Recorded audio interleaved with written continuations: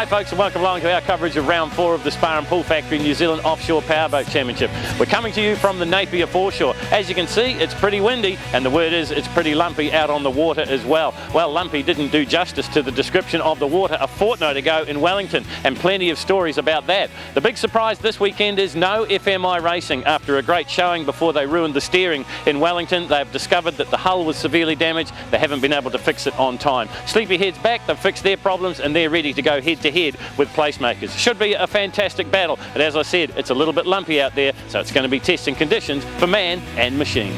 Well, testing conditions, but not as bad as yesterday. The organisers a little bit worried when the big squall hit Napier yesterday. It's calmed down a little bit since then, and as we have a look at the points, it is Placemakers on top with 1200. SciTech Racing move into second place from Jesse James. In the UAM 6 litre, it is SciTech from FMI, Supercat and DMZ Global. And as we move through in Sports A, it is Greg Crawford in Chindit, and in Sports B, it's John Frew in the Predator. In Class C, it's Joanne Lomax, and in the Honda, it is still Greg Brink. Sleepyhead there, but one boat that isn't is FMI Racing. Yeah, it's a shame they're not here, and terrible to see their boat in that sort of state, but the boys drove it pretty hard, and I guess those sort of things happen. Placemakers is definitely our goal to get past today. He's had 3 wins out of 3 races. It's a pretty hard guy to catch, but we're going to try again, and we'll get there. With no FMI Racing, SciTech will assume the favouritism in the 6 litre class. Wellington was short, sharp chop, a lot of holes here. Generally we'll get a big swell, which looks like what we've got today. Hopefully the speeds will be faster. When we're running down the coast, we'll be running on tops of the swells. When we turn in towards the beach, then it's going to get interesting. We've got to be careful. Running with the waves, we could quite easily stuff the bow through a wave, which is something we definitely don't want to do here. Every race is about finishing. I think there's only 2 of us that have finished every round so far, and I mean those I think are the 2 that are first and second, so you can't really afford to drop races. Yeah, I mean we're out there to win obviously, but first thing is we've got to finish. Well, DMZ Global, the sister boat to SciTech, looking for a good result here at Napier. We've been fighting this water and the fuel problem for quite a while, and other contamination, and I mean, it only stopped us for 5 minutes, and it was only obviously a little bit of water. And after the race, I mean, there was very little in the filters at all, so we think we cracked that one. But we just reached a point where we weren't going to catch FMI or SciTech, so and we were ahead of Perry, so we thought let's just throttle off a bit. And as it was, we did a little bit of damage to one of the transoms, but I think we were one of the lucky ones to get away with very little damage. So it'll be rough. Different weather to Wellington. Bigger swell, not such a hard chop, but we'll be doing the same as we did at Wellington. We just want to finish. We haven't got the biggest boat in the class, and we're waiting for a calm race, and we'll see how well it goes, but you know, we just want to finish, get the points and not break any gear. Some of the keenest form of racing coming from Formula Honda, and the Thompson boys licking their wounds after Wellington. I saw bruised tailbones and all sorts, so yeah, no, better this time, hopefully. You had a good race in Wellington, but Greg Brink got the win. Have you got something for him this weekend? Yeah, we were just trying to stay consistent in Wellington, and we're really going to try and pull through this time. We're really going balls out.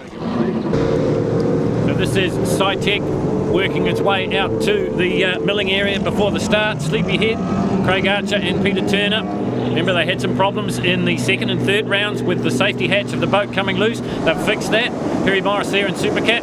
Biggest vantage point was right on the point here on the Napier foreshore as we get set for the start. Remember, 2 races within one, 100 miles for the big fellas and 60 for the sport boat and the Formula Honda. And already we see some neck and neck racing. Jesse James, the Velda brothers, taking it to Placemakers as they work their way into the second turn really, as they've come right down the harbour, down across the foreshore, and now right back across our camera. And look at this, bow to bow racing, and Jesse James says to Placemakers, catch me if you can. Sleepyhead in there as well, so we are seeing some close action here.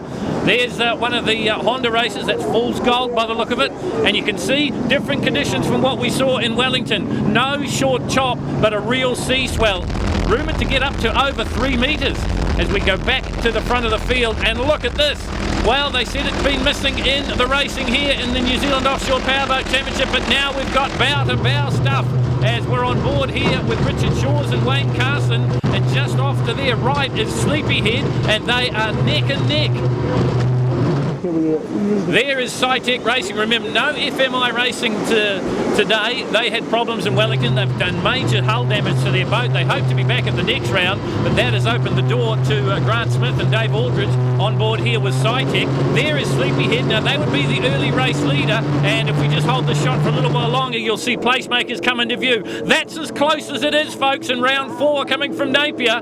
Sleepyhead on the outside, Placemakers down on the inside, and look at the air they get over these big sea swells. Richard Shaw's and Wayne Carson assume the lead for the moment, but they're down on the inside of the course.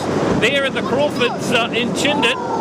The Evinrude powered boat that has got such a distinctive sound, and once again watch for the big air over the big sea swells here. The Gambler comes through as well, Kelly Smith in another one of the Formula Honda boats. 150 horsepower Honda engines powering them. This is the battle for the front of the field though. On the outside it is Sleepyhead, inside it is Placemakers, Richard Shaw's and Wayne Carson. Well, the rivalry continues here at Napier. Sleepyhead's just got the nose in front. They'll be turning to the left very shortly, and look at that, they get oh so close, and Placemakers has to pull out of it. So Sleepyhead has come to play today, and because Placemakers gets off the throttle, that opens the door for Jesse James, racing as we've ever seen it before in the Spar and Pool Factory offshore powerboats. You could put a huge blanket over these two, and they're not done with it yet. This is a view from the chopper, as close as you like here at Napier, on board with Placemakers now. There is Sleepyhead up ahead of them.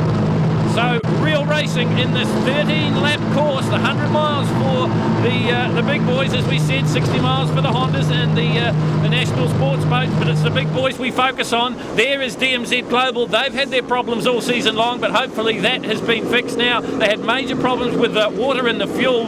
It caused them to lose an engine completely at Taupo. Supercat, Perry Morris and Bevan Antonelli, the Ames Oil Dirty Dog sponsored cat, doing a great job there. Going through in one of the Honda boats. Of course, we've got 5 of the Hondas out there at the moment, and very, very close racing is the hallmark of their class. But how close do you want to go with the big boys? Look at Jesse James, the Velda brothers sneaking up on the top 2. Not far behind them is Supercat, and here comes SciTech. Well, we've seen SciTech battle with Jesse James. We've seen them battle with Supercat in the previous rounds, and it continues here at Napier. You're on board with Grant Smith and Dave Aldridge in the SciTech boat, the skater hull. Of course, that is the old Don Henley Transport boat. Grant Smith taking up the cudgels of offshore powerboating. He owns this one. He owns DMZ Global. He's also owns the Gambler, so he is a bit of a collector. Honda Marine here. This is the Thompson brothers. Carl and Travis Thompson. Meantime, we go back to the front of the field as we track the race from our chopper, and Placemakers getting away now from Sleepyhead, but don't discount the Sleepyhead boat just yet. Peter Turner and Craig Arts have been around the powerboating scene a long, long time, but so have these boys, Wayne Carson and Richard Shaw's. Through come the Hondas. There is Greg Brink. He is the points leader. Just up ahead of him, it is the Thompsons. Then it's the Total Oils boat, and this is Bill Thompson, a veteran of the offshore powerboat racing scene, so they're having battles within battles. Number 199 is just for fun. We saw that on the trailer at Wellington. They didn't get to race, but they're racing here at Napier. And this is James Downs in Honda 4, and right in behind him we've got John Jobs in Honda 5, and that is Fool's Gold. So close action in the Hondas, and now, well, maybe we see Placemakers starting to exert their dominance, because for the first time in as many shots as we've seen them, they have got an advantage over Sleepyhead. Sleepyhead still in second place, and in third it is Jesse James, and it is still very, very close. Well, the Velda boys said that they thought they would have a bit of an advantage. The boat is heavy, it handles the big swells better. DMZ Global goes through. They're back in about 5th spot at the moment, just ahead of Perry Morris and Bevan Antonelli in Supercat. So that is pretty much the top 5 runners in the open class, if you like. The big boys doing the 100-mile-an-hour race. This is Greg Brink, and I think he's got his nose in front in the Hondas once again. Now, Brink has been the dominant figure in the Honda boats. He won in Taupo, he won in Maraito, he won in Wellington, and he's looking like winning here in Napier as well. Grant Smith and Dave Aldridge there in SciTech. Sleepyhead, well, they're in problems by the sound of it. The motor's just gone off song, and that has allowed Jesse James to go through. So problems for Sleepyhead. Great scrap there with the Crawford boys, Chindit and Bill Thompson in Total Oils, and just coming to lap them are the big boys, and there you see it for yourself, Sleepyhead just dropping away. And well, I think they're only using the one engine, so they've had a snag out on the course somewhere. There is Joanne Lomax. And right in behind her, I think it's another one of the Hondas there. That might be James Downs. This is Jesse James. Now, they'd currently be in third spot. And not too far behind them is the race leader. And that is Placemakers. So the heavy conditions starting to take their effect here. Richard Shaw's and Wayne Carson, though, driving to the conditions, the best of all. And they're about to lap Jesse James. I've already put a lap on DMZ Global. Well, we saw the short chop at Maraetai, we saw a short chop with a small sea swell in Wellington, and now we've got a huge sea swell here in Napier. Different conditions in all of the rounds, and watch the air that DMZ Global and Sleepyhead get as they battle the big swells here off the coast of Napier. Peter Turner back into the offshore powerboat scene. He would love to win the championship and be the first man to do it 5 times, and of course that's what Richard Shaw's is trying to do as well. Grant Smith and SciTech with Dave Aldridge doing a good job. They're running into third place now. You're on board with them here, and you can see how it gets a little bit busy when they start lapping the slower boats. Some of the 60-mile boats, of course, they run on the same course. And the speed difference means that most of them finish around about the same time, so there's always plenty of traffic for the drivers and the throttle men to contend with. It is a combination that works well. Dave Aldridge and Grant Smith as we ride with them. Back to the race leader. Wayne Carson doing the driving. Richard Shaw's doing the throttling on Placemakers. They have won every round so far, and they have already started to extend their dominance on second place Jesse James here at Napier. Problems for Sleepyhead, we believe. The word we're getting is they came off the top of a big swell and landed hard on the transom, and we are told by the officials that maybe some hydraulic problems. We'll check on that for you when we can. DMZ Global through in 4th place now. Another of the skater hulls. Twin 2.5 EFI Mercuries. There is Sleepyhead. You can hear it for yourself. The boat off song.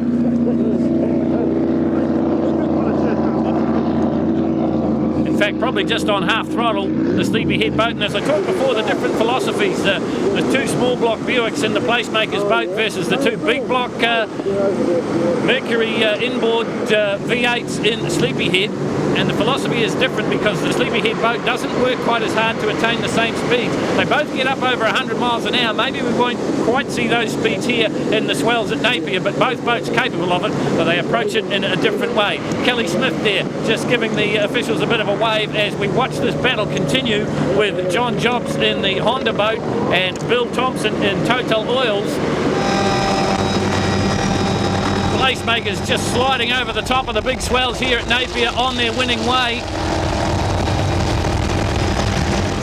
Well, they say you ride your own luck as the checkered flag comes out, and they make it round number 4 as a winner as well. Richard Shaw's and Wayne Carson take it out. In second place it will be the Velda brothers from Auckland. Jesse James, the oldest boat in the fleet, still gets the job done, but look at the crowd. They're happy for Placemakers, and why wouldn't they be? They have been completely dominant here. Well, boys, 4 races down, 4 wins. Yeah, obviously happy about that. Yeah, we had a good run today. Conditions weren't too bad. It was a bit messy down the far end, but no, the boat ran really well. Wayne, tell us about the closeness with Sleepyhead. Oh, well, that was a bit exciting, yeah. First couple of laps, as you probably saw, we were very close together, and we started that turn, and I thought he was a little further back, actually. And then next moment I hear Richard screaming like a little girl. And at the corner of my eye, the corner of the eye, I see a white boat coming along. So, yeah, it was pretty close, but hey, it was good close racing. I guess those things are inevitable, but... Well, not only the close racing, but some problems in the hydraulics for Peter Turner. Yeah, mate, it was pretty. It was one of those waves that caught us really unawares, and it was a strange one because there was a swell right behind another one, and we came off one. And normally you think, you get a bit more to go. The next one was right there, and as we came off the first one, accelerating away and just launched, the thing took off in the sky. Then we landed pretty hard, and then we just at that stage lost all our ability to trim the motors. So we ended up having the boat trimmed in all the way the whole time. It's just hopeless. So we just went for a finish. Well, the top boys have got to be careful because Jesse James is nipping at their heels. We were sort of playing with each other there for a little bit just to see who was the keenest to put the hammers down first, but you know, it was quite enjoyable coming up to the spectator position there, and all of us neck and neck together, seeing who was going to get to the buoy first. So, the boat just loved it. I quite enjoyed the race myself out there today. It was definitely a lot more enjoyable than Wellington, where it was a lot shorter and steeper. Today they were a bit further apart and catching plenty of air in between. Yeah, I didn't see that. Another great run for SciTech. They win their class. You were just going both. We drove to the conditions. We didn't give Jesse a bit of a run, which we would have liked to do, but we hopefully took the 6 litre win, which is really points on the board for the first place is really important to us at this stage of the competition. Yeah, we're certainly keen to finish while there was one boat down today. And the other thing we saw today was like side-by-side racing again, which is it's good for the sport. Yeah, no, we had some good fun out there. The first couple of laps were fun when they all stuck together, but we separated a bit after that. We got a bit lonely there for a while. So at the halfway point in the championships, it is still Richard Shawes and Wayne Carson in the front on 1,600 points from SciTech Racing and Jesse James. Down through the classes, SciTech lead the 6 litre class, the UAM 6 litre class, and in the sports boats, it is Chindit Greg Crawford, and in sports B, it is John Frew in the Predator. Pretty close racing in the Hondas, but it's still Greg Brink in the front. The Thompson